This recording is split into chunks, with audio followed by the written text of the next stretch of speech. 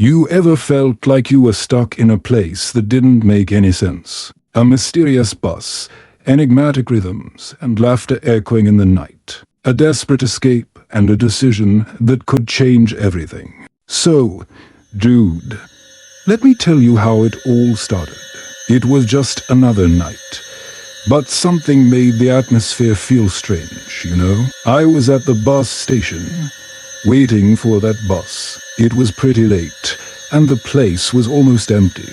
It was just me and some shadows, it seemed. Those people waiting there had a weird vibe. Eyes fixated on me, as if they wanted to know what I was thinking. It gave me the creeps. The station light flickered, creating those dancing shadows. The wind blew, and I heard a noise that sounded like a chuckle. I looked back, and nothing. A chill ran down my spine. But I tried to stay strong. It's just tiredness, I thought. You know how it is, right? Listening to the sound of a bus engine approaching. The smell of gasoline in the air. It was supposed to be just another trip. When the bus finally arrived, I was the first to get on. Everyone was there, in the same place as me, and I noticed that the driver had a strange, somewhat apathetic expression. The door closed with a heavy thud, and I felt like something wasn't right. The bus hit the road and the city began to disappear. Looking out the window, the lights faded away, and soon it was just darkness. A darkness that seemed to swallow everything. The silence inside the bus was so thick that I could hear my own heartbeat. And those passengers, man, they were talking, but their words seemed nonsensical. Like they weren't part of a normal dialogue. The way they looked at each other. There was a tension in the air. You could feel something was off. My mind started to conjure up wild scenarios. What if that bus never reached its destination? What if I was headed to a place I didn't want to go?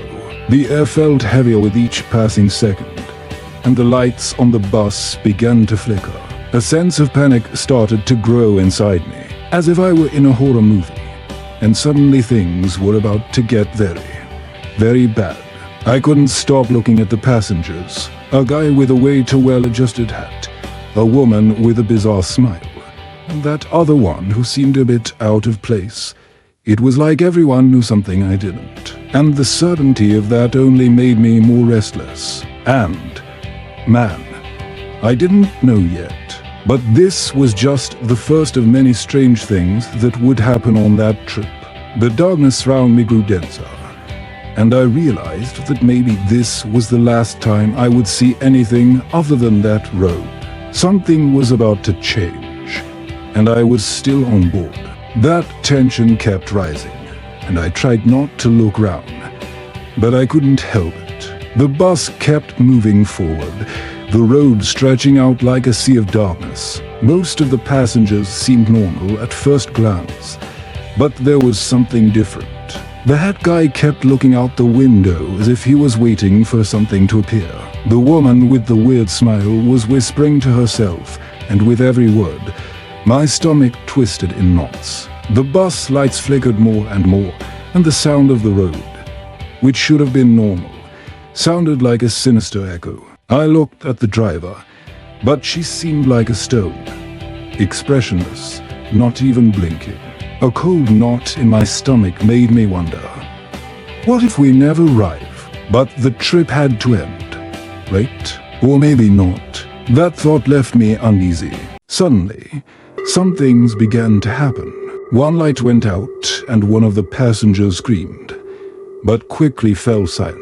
I looked round and the bus felt like a more enclosed space, tighter. The murmuring voices turned into strange whispers. I didn't understand what they were saying, but it seemed like they were talking about me, as if I were the topic of conversation. I tried to ignore it, but a cold sensation took over me. Soon, the stops began. The first one was at a place that looked deserted, almost like a bus stop lost in the middle of nowhere. The driver announced it was just a quick stop, but it looked like everyone hesitated.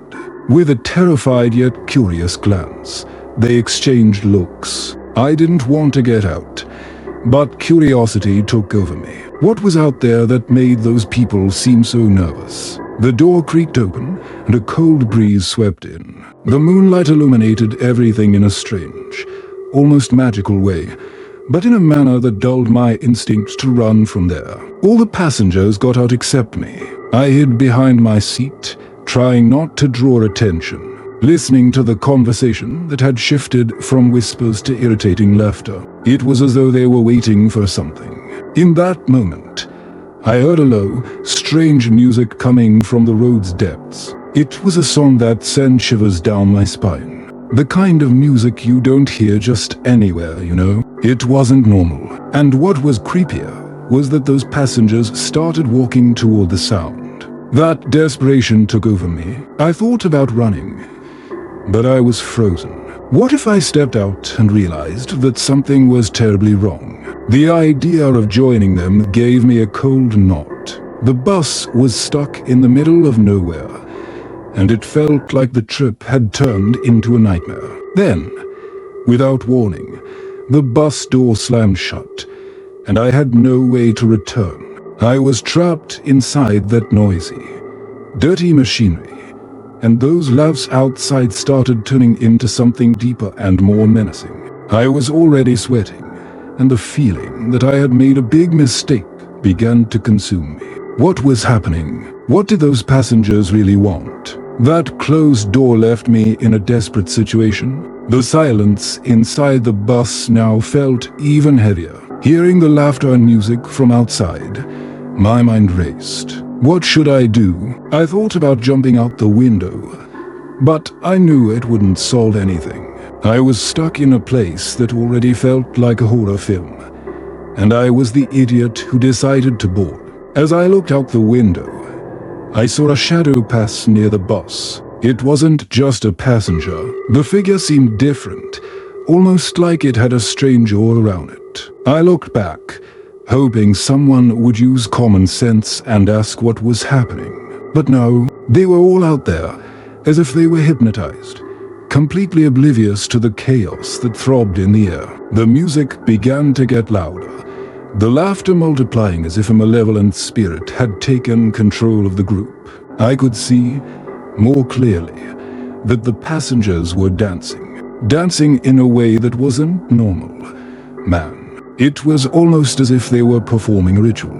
The glances they exchanged, it wasn't joy, it was something much deeper and darker.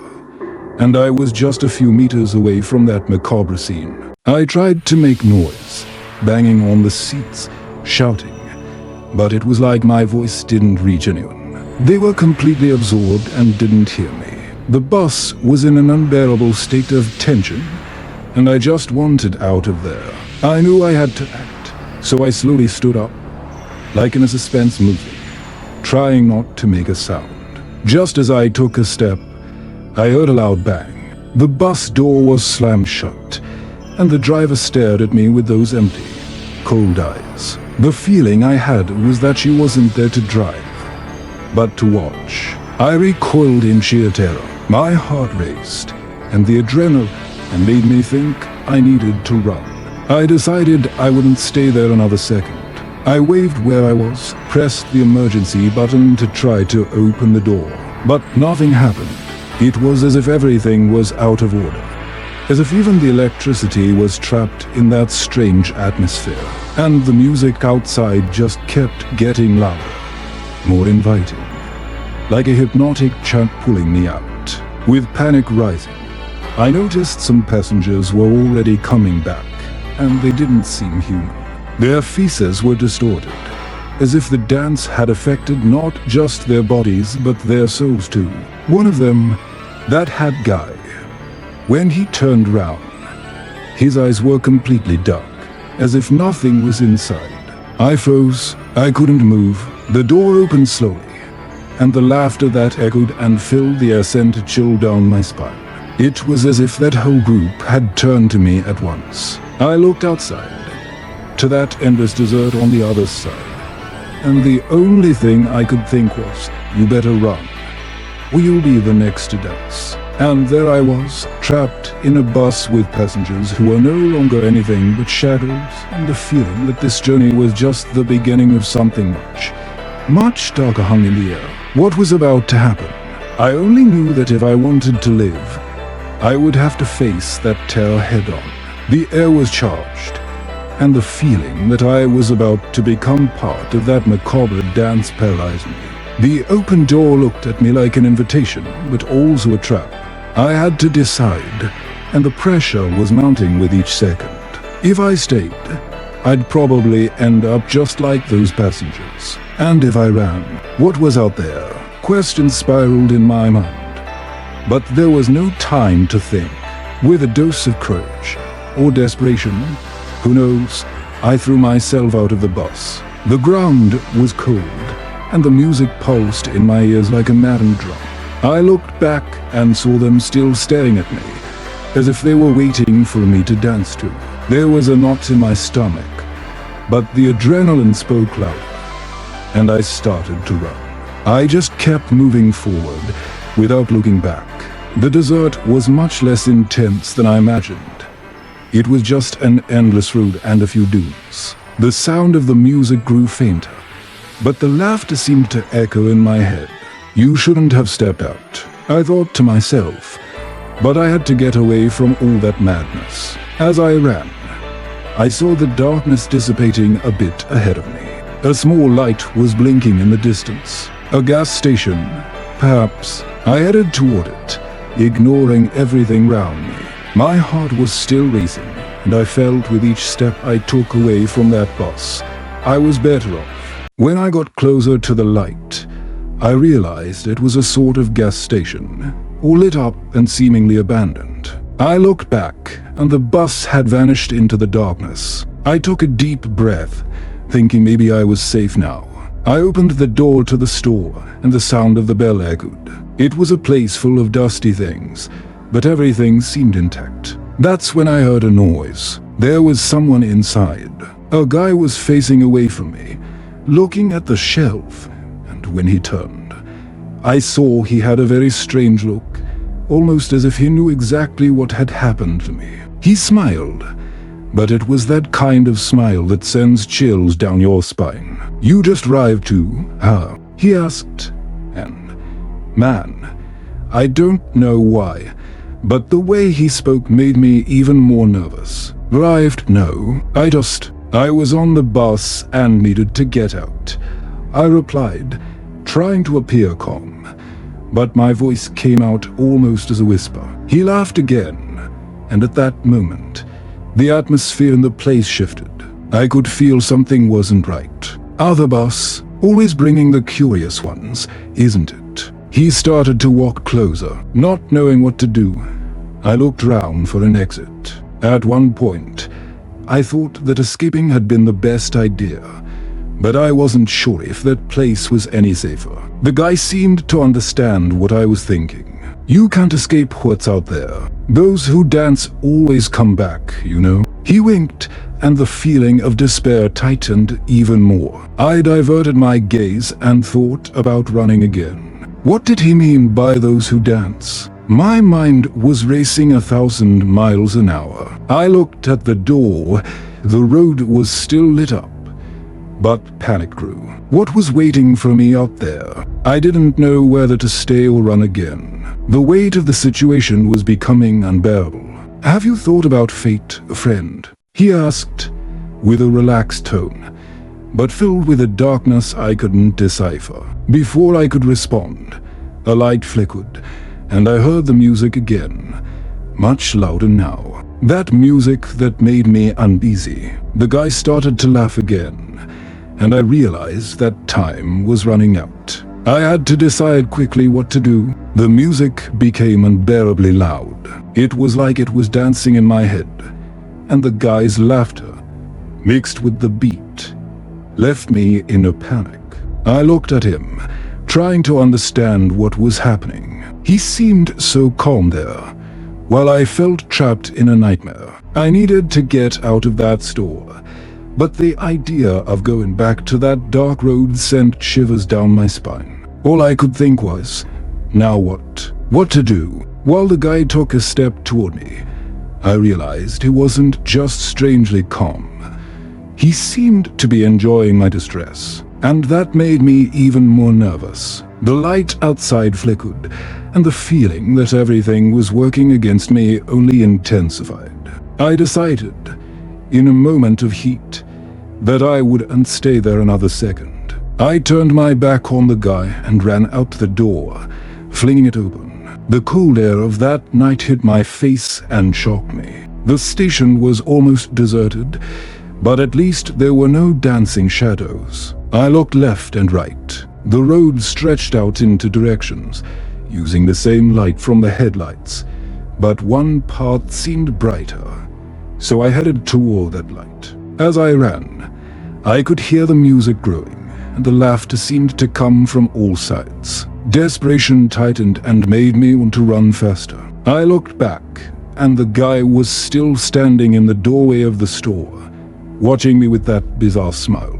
His image stuck in my head as I fled. Finally, I spotted a car light approaching down the road. I ran to the side of the road, waving frantically. It was my chance. The car whizzed past, but the driver didn't seem to notice. My heart sank in those seconds. "Please, someone," I shouted, but only received the sound of the engine fading into the night. I thought about stopping, but I had no time, even knowing I might be running into more trouble. The sound of the music and the laughter still reverberated through the night, and I could feel they were getting closer. I gathered my courage and kept going, deciding that if the situation became unbearable, I would find a way to seek shelter. After running a few more 100 meters, I spotted an old shed. It looked like an older gas station, but sometimes what seemed like a safe place turned out to be the way out. I needed to know if someone was inside, someone who could help me. I entered cautiously, already expecting that something bad might be waiting for me. The shed was dark, and the smell of dust and mildew hit me. In the back, I heard a noise, as if something was moving. I crept toward the sound, praying it wouldn't be anything too sinister. When I got closer, I realized it was just a group of people, but they seemed completely oblivious to what was happening outside. They were sitting on benches, as if they were in some kind of meeting. An older woman looked up when I entered, her gaze full of curiosity. "Are you all right, kid?" she asked, but there was a tension in the air that made me alert, as if I had interrupted something important. "No, I'm not well. Something's wrong out there. I need to know if there's a way out of this." I took a deep breath, trying to keep my composure, but with every word, the feeling that each was an empty echo started to rise. That music and the laughter wouldn't leave my head. She looked at me seriously and seemed to hesitate. "You shouldn't worry about that. Those who dance are on their own journey." Those words echoed in my mind. What did she mean by on their own journey? I knew I couldn't stay there. I needed answers. While I tried to understand what she meant, the noise of the music intensified again, and this time it seemed to come from inside the shed. The woman and the others started laughing, as if they were enjoying a party to which I wasn't invited. The atmosphere that had seemed promising was turning again. I felt like I was in the wrong place and realized that I only had one option: to leave and run again. And that's exactly what I did. Don't forget to subscribe to the channel and turn on notifications so you don't miss the next chapter of this mystery. Leave your comment with your theories, and let's unravel this enigma together.